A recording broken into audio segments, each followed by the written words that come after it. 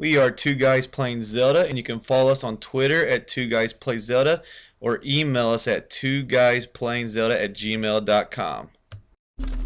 Welcome to the Big Goron Sword trading sequence from Ocarina of Time, and in this video series we're going to be showing you how to get what is by far the best sword in the game.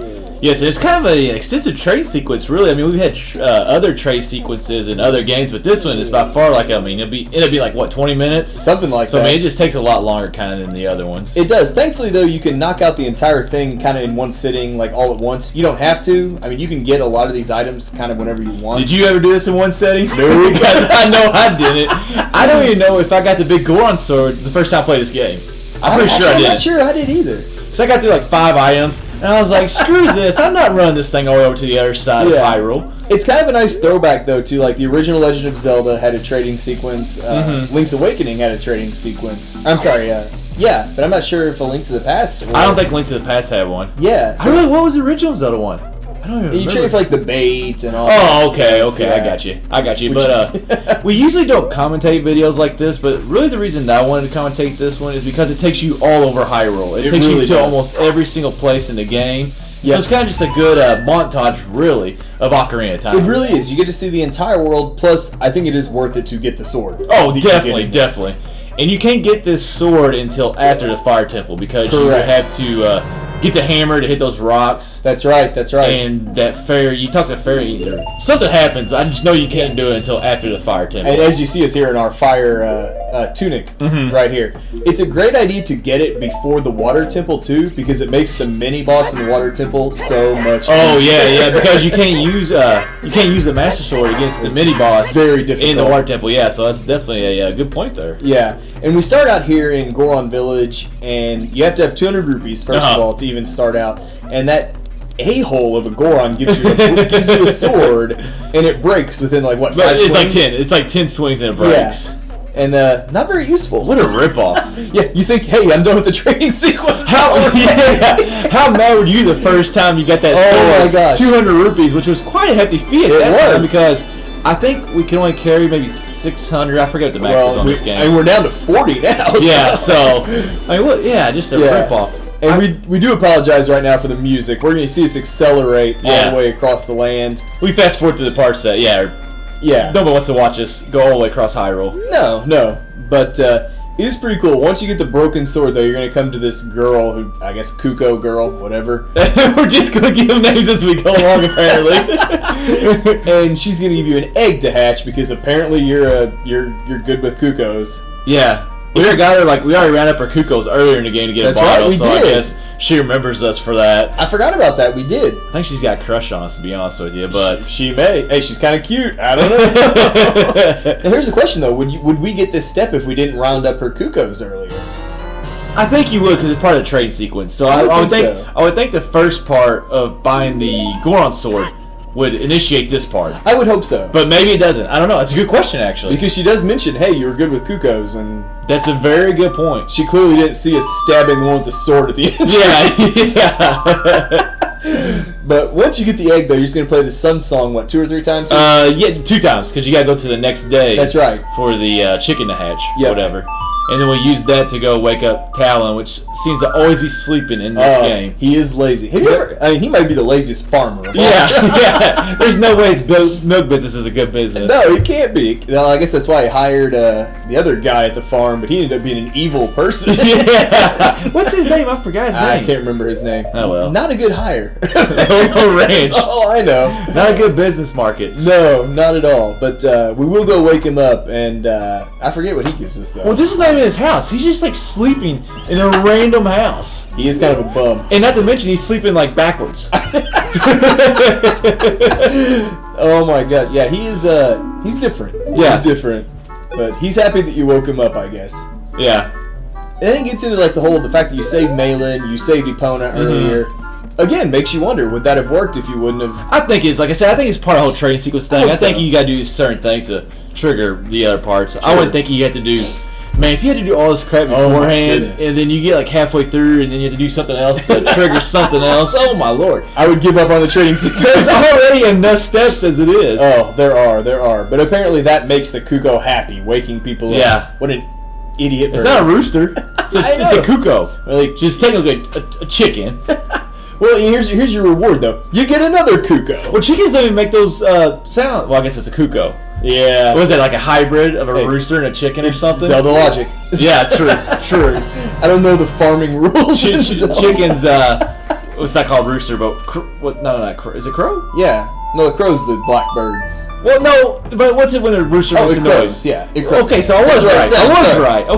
Sorry. So we got chickens crowing now in this game. Yeah. And now we got a blue chicken. Add to the list of set of logic along with the blue chicken. I mean, like we hit on though, we're already now at like our third area of the world. Like we hit on the part of the reason we wanted to do this was you get to see the whole world. Yeah. We've already seen Death Mountain, Kakariko Village, and now we're in the Lost Woods. Yes. This guy just tears me up, by the way. Oh, dude, that's why I fast forwarded. He sounds so mean too when you fast forward it like this.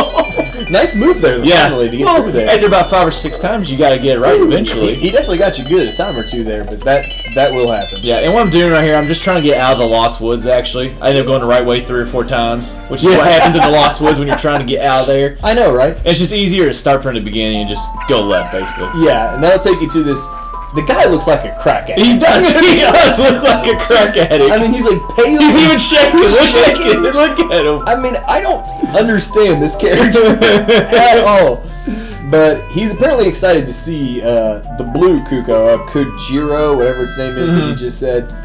Yeah. But he wants you to take some shrooms to the potion shop, girl. So he's a druggie, apparently. Yeah, a little adult humor, I guess, here in Ocarina of Time. A little PG-13 action for whatever the rating is on this game. Yeah, but this is the first time, though, that we have a timer in this training sequence to get back to that potion shop in Kakariko Village. Yeah, we'll have many more throughout the whole sequence. Oh, I think there's 3 or 4, if I'm not mistaken. But as long as you have plenty of time, as long as you don't really screw anything up. Exactly, and if you mess up, you'll know it. Yeah, But calling Epona every time helps. She'll get you across the field quicker, like especially when you're going from like Lake Hylia to Death Mountain and things like that. And the important thing to note is when you have the timer, you can't warp. Yes. And I think if you do, I think it actually like screws up that part. Like you gotta start that part over again. I think it does too. I think it tells you like messed up. Yeah, or something. And you gotta start from exactly there or wherever you start from. It's spoiled or whatever the case may be. But you can use Eponia for everyone. Yeah. Which is definitely helpful getting across the not Termina field, but wrong game. Wrong game. No Big Goron Sword, Majora's Mask. No, God, that'd make that game a little easier. It'd make it a lot easier to get around. Like it will be Termina, but the field. It'd be a lot easier to get around the field. Yes, it would. If it's Termina. And this girl was kind of creepy too. It's like you had to go all the way through the potion shop and go out to this back area. She's sitting here petting this cat, like creepy as heck. Yeah, I didn't even know you could get back around that potion shop. Yeah. Until I did this walkthrough. Yeah, I had no idea because I don't think you use her for anything else. I think I use a chicken, so always like when you're around those. Oh, that's right. I think I use that to fly over. To the area where this is. Yep. And honestly, I don't know of any other reason to come to this girl other than for this. I think throughout the game, I have no idea. I mean, maybe you can I really don't know what she does. I was thinking that she made some kind of special potions, but. Maybe. I don't know. I thought if you gave her certain items, but then I couldn't think of any items that we ever gave her, so... Me neither. She's got to be there for a point other than this. I will say I love the potion shop music, though. I'm a big fan of that music you just heard in there. Love that music. That's pretty cool music. We hear that music throughout the other Zelda games, don't we? I kind of remember that. I think we hear it in Majora's Mask, at least. I think we do, too. Because that's no. When Twin Rova, the twins that's have their their theme, potion though. shop. That's their theme, though, isn't it? Maybe they do play it. I think that's their theme in there. Maybe. That's a good question. But like what we're doing right now is we're just basically going back to the same area that we were just at. The guy's supposed to be there, but he's not. Like, we end up talking to a girl or something. Yeah, which I think is kind of funny, by the way, that you still have the broken sword equipped right now. Do I really? Yeah. Oh, I do. Okay. You haven't. I mean, that's the thing about this. You don't have to do a whole lot of combat. You can kill these. Although that guy just nailed me right there. Yeah, the moblins. Is that what I would try to use a broken sword and him, see what would happen. Not much. If I was a gambling man, I would guess not much. But I agree with what you said earlier, though, about coming out of the forest and then just going left. It's the quickest way to do it. It's by far the easiest. If you try to get back, you're going to get lost anyways. Try to get back through there. Because how many people go backwards through the Lost Woods? Yeah. Not me. Forward is enough. Yeah. I will say, this is kind of creepy. This girl's like, the crackhead that was here earlier is gone now. He just had a problem. He wasn't creepy. Yeah, but anyone who comes into the Lost Woods becomes a Stalfos, she says. And then she goes on to hint that, like, yeah, that's going to happen to you too. Yeah, that is kind of weird. But you're like, wait, why are you in the Lost Woods then? Yeah, exactly. She must be wanting to be a Stalfos, I guess. Kind of like setting us up for a Majora's Mask game that's going to come later or whatever. It's a little creepy, yeah, for sure. But that girl always was odd to me. Yeah. Yeah, that's just a weird little... I mean, there's no...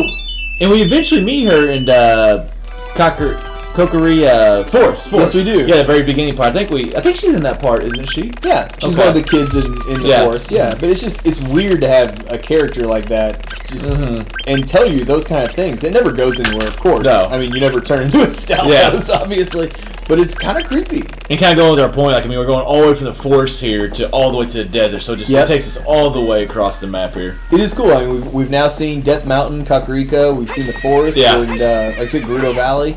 It's only a matter of time before we hit Lake Hylia. Yeah, So. Then I think in the second part we also get to go to Zora's Domain. So I mean, it really does tackle everywhere, really, but the ranch. The ranch. That's true. Why didn't throw the ranch in there? Why didn't we go wake up Talon at the ranch? That would have made a lot of sense. It would have made a lot more sense. But then he'd be sleeping on a job, which he is anyway, because he's delivering milk. He's shacked up in some stranger's house, as far as sleeping backwards on a bed.